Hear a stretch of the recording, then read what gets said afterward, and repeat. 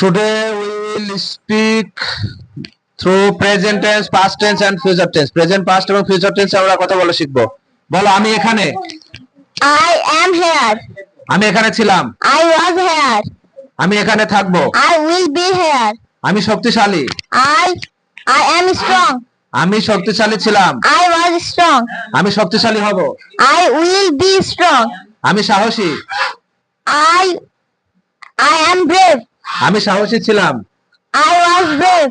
আমি সাহসী হব। I will be brave. আমি সৎ। I am honest. Honest. Honest. আমি সৎ ছিলাম।